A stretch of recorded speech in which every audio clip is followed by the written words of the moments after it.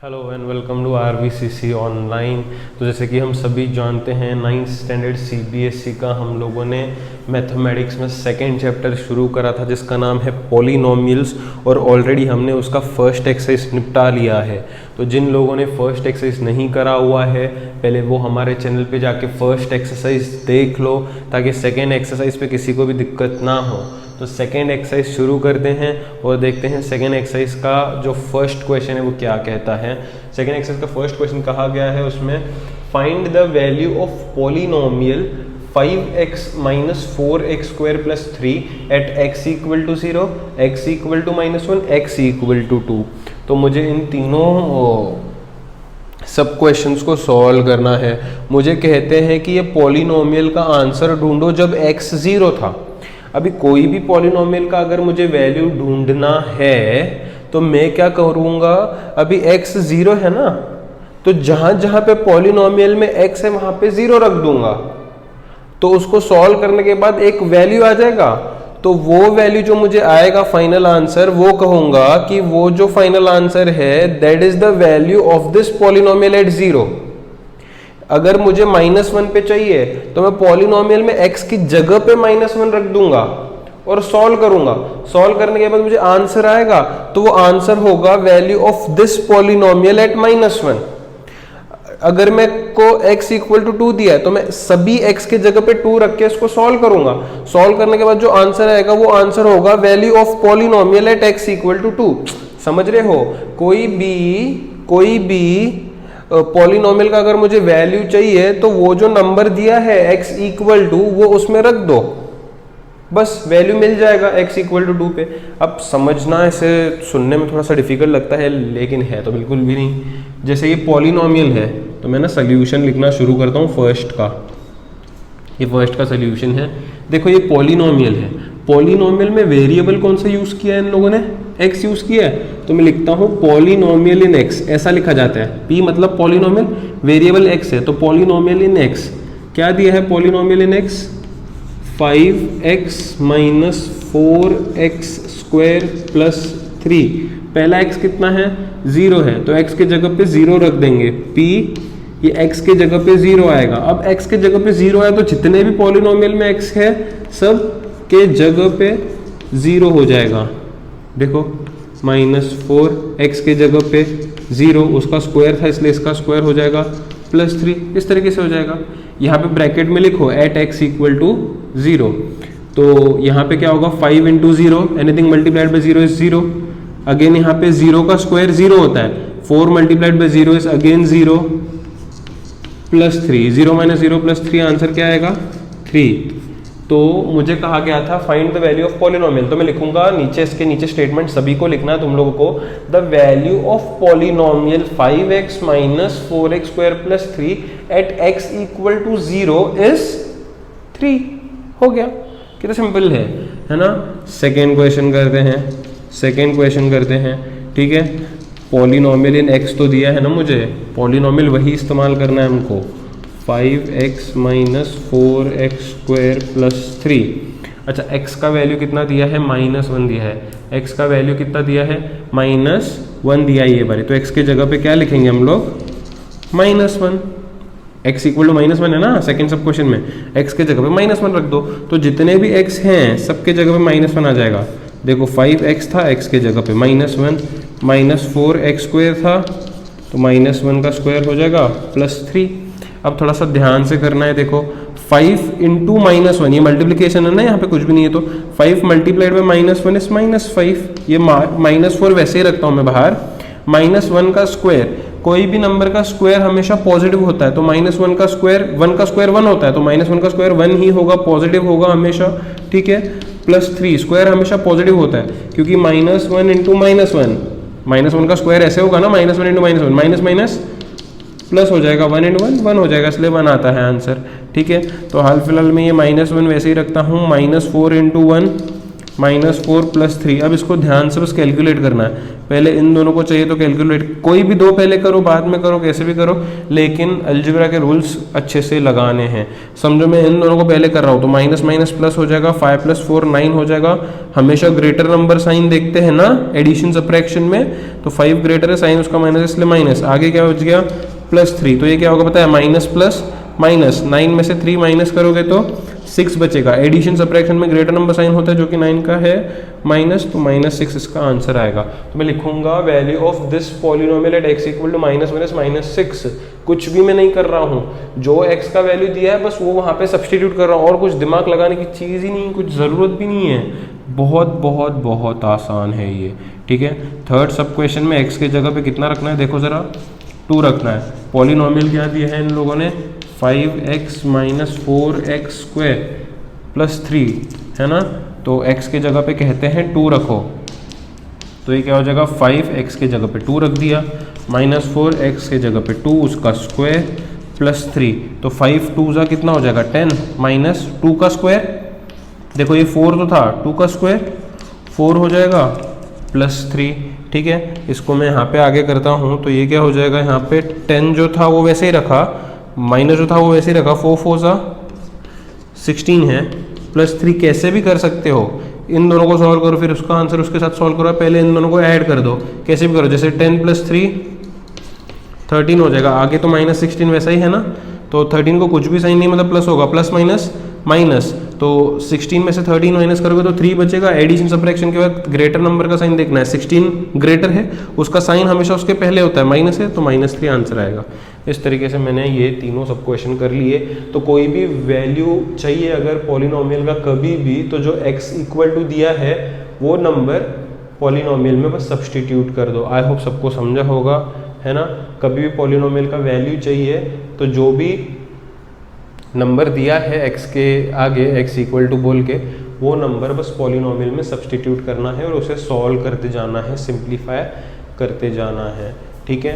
Next question पे आते हैं, find P0, P1, P2 for each of the following. देखो P0 मतलब जो भी वेरिएबल होगा उसके जगह पे 0 रखेंगे, P1 मतलब वेरिएबल की जगह पे 1 रखेंगे, P2 मतलब वेरिएबल की जगह पे 2 रखेंगे।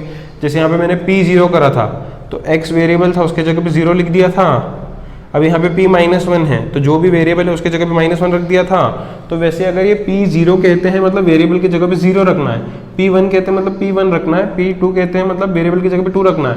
अब ये तीनों करने हर एक क्वेश्चन के, जैसे पहला क्वेश्चन ये दिया है P of y equal to y square minus y plus 1, पहला क्या चाहिए मुझे P0, तो मैं लिखता हूँ P0 मतलब वेरिएबल की जगह पे 0 आएगा, y स्क्वायर मतलब क्या होगा 0 स्क्वायर, प्लस y मतलब अच्छा माइनस है, माइनस y मतलब 0 प्लस 1, 0 का स्क्वायर कितना होता है 0, आगे -0 फिर +1, तो 0 - 0 + 1 तो 1 आ जाएगा।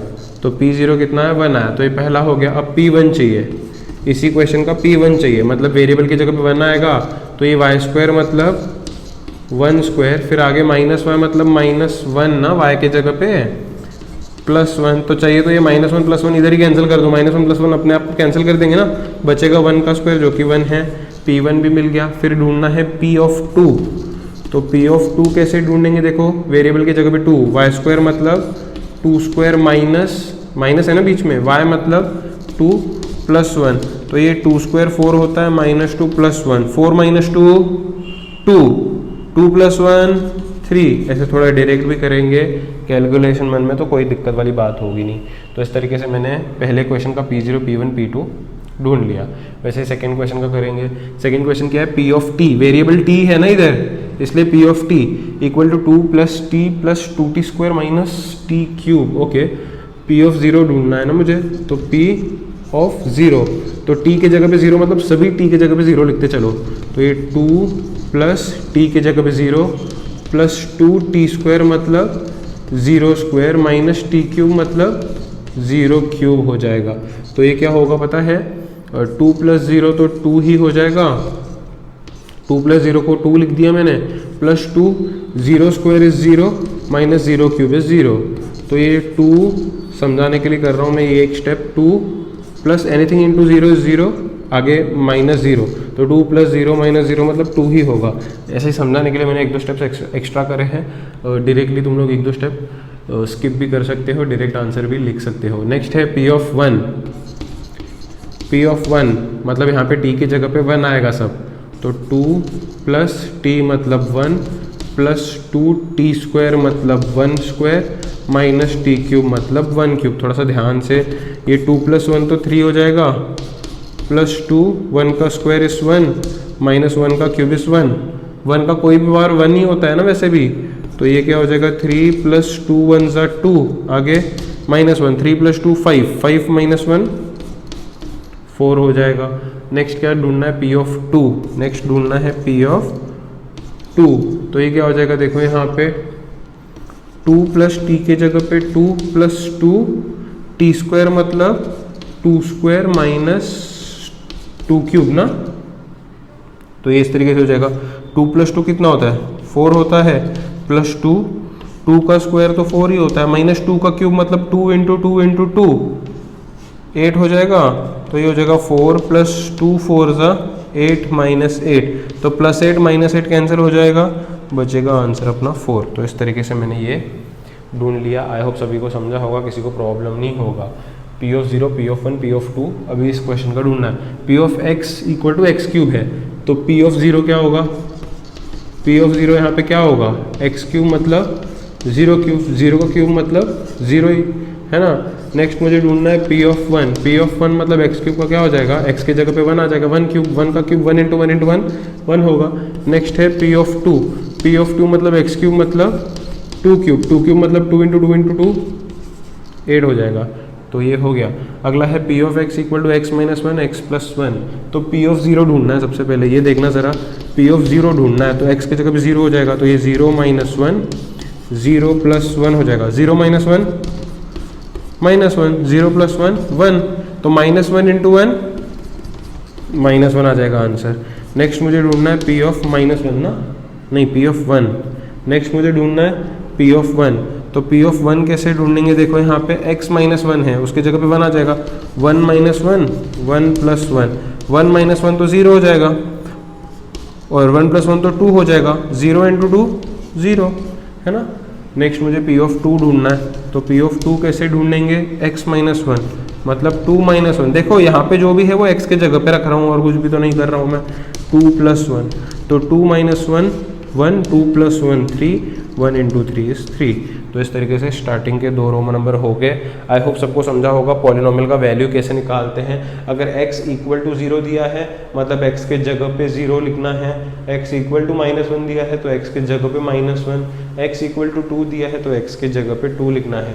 अगर P ऑफ 0 ऐसा दिया है, इसका मतलब भी वही है कि जो वेरिएबल है उसके जगह पे 0 लिखना है ना। इसका मतलब है value of polynomial at 0, value of polynomial at 1, जैसे यहाँ पे अलग अलग दिया था ना, value of polynomial at 0, at -1, at 2, यहाँ पे मुझे बस डायरेक्ट पूछा है, तो करना एक ही चीज़ है, बस पूछने का तरीका अलग अलग है। तो ये चीज़ हमेशा दिमाग में अपने बिठा लो, इसमें कंफ्यूज होने की कोई भी बात है ही नहीं यहाँ पे। आइए तो बढ़ते हैं अगले क्वेश्चन पे, और अगले क्वेश्चन में कहा गया है verify whether the value against each of the polynomials are zeros or not। तो मुझे ये वेरीफाई करना है कि पॉलिनोमियल के बाजू में जो वैल्यू दिया है वो जीरो ऑफ पॉलिनोमियल है या नहीं है। अब यहाँ पे एक नया हमको एक टर्म सुनने मिल रहा है, zero of polynomial. So what is zero of polynomial? Basically zero of polynomial x का वो वैल्यू है जो फाइनल आउटपुट पॉलिनोमियल का जीरो देता है। मतलब x का वो वैल्यू जो पॉलिनोमियल में जब पुट करेंगे तो पॉलिनोमियल का वैल्यू जीरो हो जाना चाहिए। समझो, कुछ भी कंफ्यूजन यहाँ पे है नहीं। मान लो p ऑफ x है x - 1 x + 1, जो पिछले रोमन नंबर का क्वेश्चन था, और इसमें अगर मैं x के जगह पे 1 रखूं तो ये 1 - 1 और 1 + 1 हो जाएगा, 1 - 1 0 हो जाएगा, 1 + 1 2 हो जाएगा, 0 × एनीथिंग इज 0। तो देखो x के जगह पे अगर मैंने 1 रखा तो पॉलिनोमियल का आंसर कितना हुआ? 0। तो 1 यहाँ पे जीरो ऑफ पॉलिनोमियल हुआ, 1 यहाँ पे जीरो ऑफ पॉलिनोमियल हुआ। जीरो ऑफ पॉलिनोमियल मतलब x का वो वैल्यू जो पॉलिनोमियल का आंसर 0 कर दे, है ना। तो मुझे बस यही चेक करना है कि ये जो वैल्यू साइड में दिए हैं वो जीरो ऑफ पॉलिनोमियल है या नहीं है। कैसे चेक करेंगे? ये वैल्यू इसमें पुट कर दो, अगर आंसर जीरो आया तो वो जीरो ऑफ पॉलिनोमियल है, आंसर जीरो नहीं आया मतलब वो जीरो ऑफ पॉलिनोमियल नहीं है। तो पहला है p of x equal to 3x plus 1, p of x equal to 3x plus 1, तो मैं x के जगह पे -1/3 यहाँ पे पुट करता हूँ, तो ये क्या होगा पता है? p ऑफ -1/3, थोड़ा सा ध्यान देना, ये क्या हो जाएगा? 3x के जगह पे क्या आएगा? -1/3 प्लस 1, तो ये 3 और 3 कैंसिल हो जाएगा, तो बचेगा -1 और प्लस 1। What is -1 plus 1? 0। तो क्योंकि आंसर 0 आया तो वो जीरो ऑफ पॉलिनोमियल है। तो यहाँ पे एक स्टेटमेंट लिखना है S p of -1/3 is equal to 0, therefore x equal to -1/3 is zero of polynomial. तो ये इस तरीके से करना है। आई होप सभी को समझ में आता है, किसी को कोई दिक्कत नहीं होगी। जीरो ऑफ पॉलिनोमियल मतलब x का वो वैल्यू जहाँ पे आंसर कंप्लीट जीरो हो जाएगा, ठीक है।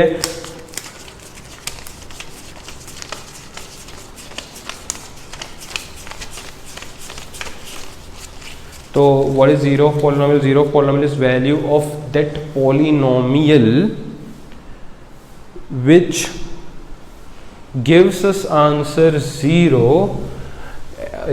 या फिर ऐसा समझ सकते हैं वैल्यू ऑफ x या value of that variable which gives complete answer as 0 is considered to be zero of polynomial, ठीक है। तो बढ़ते हैं सेकेंड क्वेश्चन पे। सेकेंड क्वेश्चन देखते हैं क्या कहा है। p of x equal to 5x minus pi where x equal to 4/5, तो मैं p x के जगह पे सब्सटीट्यूट करता हूँ 4/5, तो ये 5 है, x के जगह पे मैं सब्सटीट्यूट करता हूँ 4/5 माइनस पाई वैसे ही रखता हूँ, ये 5 और 5 तो कैंसिल हो जाएगा, बचेगा 4 माइनस पाई, जो कि आगे सॉल्व नहीं होगा। क्या आंसर 0 आया? बिल्कुल नहीं। तो क्या जीरो ऑफ पॉलिनोमियल होगा? बिल्कुल नहीं। तो मैं लिखता हूँ as p of 4/5 is not equal to 0। नीचे एक स्टेटमेंट लिखना, therefore x equal to 4/5 is not a zero of polynomial, ऐसा लिख देना यहाँ पे। नेक्स्ट है p of x equal to x² - 1 where x is 1 - 1, तो दोनों पे चेक करना है, एक बार 1 पे चेक करना है, एक बार -1 पे चेक करना है। तो p ऑफ 1, तो x² मतलब क्या हो जाएगा? 1², आगे क्या है? -1, तो 1 का स्क्वायर 1 -1 0, आंसर 0 आया, तो x equal to 1 zero of polynomial हुआ। तो मैं लिखता हूं as p of 1 is equal to 0, therefore x equal to 1 is zero of polynomial px, है ना। अब -1 पुट करते हैं वैसे ही, तो ये p ऑफ -1 क्या होगा? x का स्क्वायर मतलब -1 का स्क्वायर -1 इक्वल टू -1 का स्क्वायर इज पॉजिटिव 1, आगे -1 1 -1 0 हो जाएगा, आंसर 0 आया। तो मैं लिखता हूँ -1 का स्क्वायर इज ऑलवेज पॉजिटिव 1 ना, मैं लिखता हूँ as p of -1 is equal to 0, therefore x equal to -1 is zero of polynomial px। तो इस तरीके से आंसर 0 आया तो जीरो ऑफ पॉलिनोमियल है, आंसर 0 नहीं आया तो जीरो ऑफ पॉलिनोमियल नहीं है, आंसर 0 आया तो जीरो ऑफ पॉलिनोमियल है, आंसर 0 नहीं आया तो जीरो ऑफ पॉलिनोमियल नहीं है, आंसर 0 आया तो है, नहीं आया तो नहीं है। सिंपल सी बात है ये, ठीक है। अगला है p of x equal to x plus 1 x minus 2 where x is equal to -1 and x equal to 2।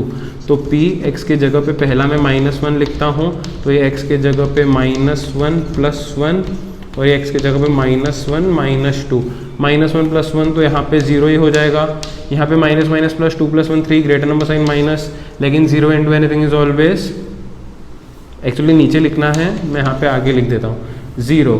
तो क्योंकि p of -1 is equal to 0 आया, मैं लिखता हूँ therefore p of -1 is zero of polynomial. तो p ऑफ -1 तो हो गया, उसके बाद 2 पे सॉल्व करता हूँ p ऑफ 2। p ऑफ 2 कैसे सॉल्व होगा? x के जगह पे 2 रखना है, तो ये हो जाएगा 2 प्लस 1, ये हो जाएगा 2 माइनस 2।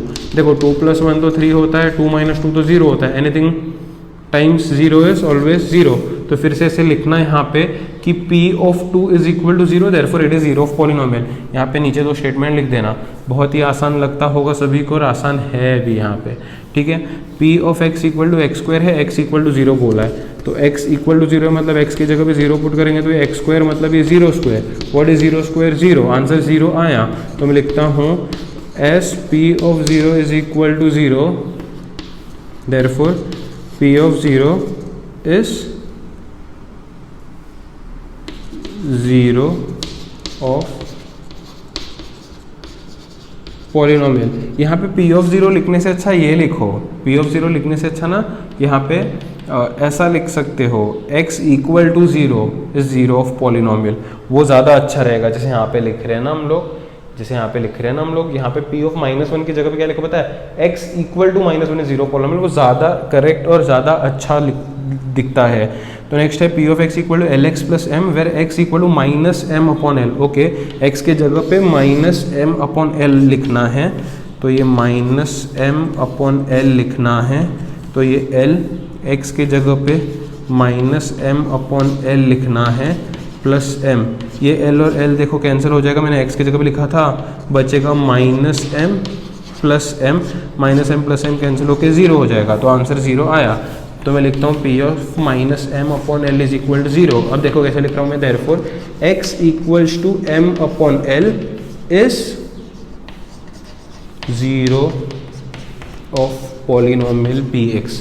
आई होप समझ रहा है, मैं थोड़ा सा तेज़ कर रहा हूँ लेकिन समझने जैसा तो कर रहा हूँ, ठीक है।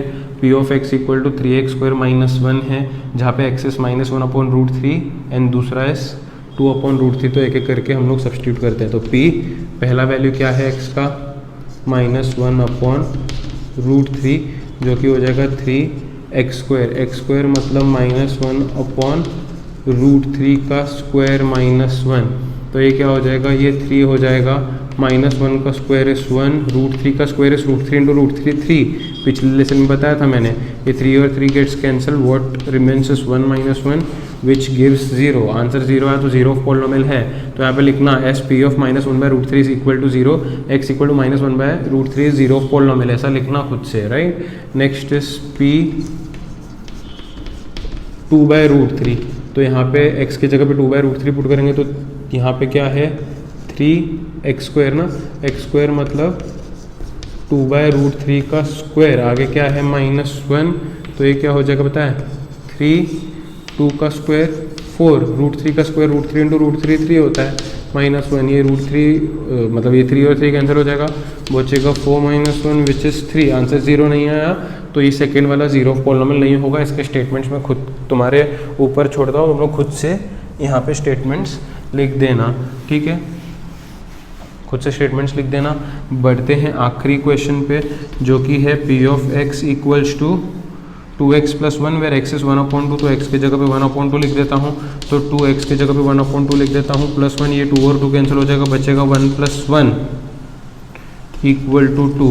तो आंसर 0 नहीं है, इसलिए 0 ऑफ पॉलिनोमियल नहीं होगा, तो यहाँ पे लिखेंगे as p of 1/2 is not equal to 0, therefore x equal to 1/2 is not a 0 of polynomial, है ना। तो मुझे लग रहा है मैंने थोड़ा सा तेज़ किया है, लेकिन आराम से समझ के कर लो। कोई नहीं समझता तो वीडियो एक और बार देखो, या फिर मुझे मैसेज करो, या नीचे कमेंट बॉक्स में ड्रॉप आउट करो, तो मैं डाउट्स क्लियर कर सकता हूँ। मुझे मालूम है इसका एक और रोमन नंबर बचा है, लेकिन आज के दिन यहीं पे हम लोग स्टॉप करते हैं और अगला रोमन नंबर कल करेंगे। तब तक के लिए इतने जो 3 रोमन नंबर्स आज के हुए हैं, फर्स्ट, सेकेंड और थर्ड, ये वाला, वो बढ़िया तरीके से समझ के कर लो, ताकि कल जो 4th रोमन नंबर हम लोग शुरू करें उसमें किसी को भी प्रॉब्लम ना हो, है ना।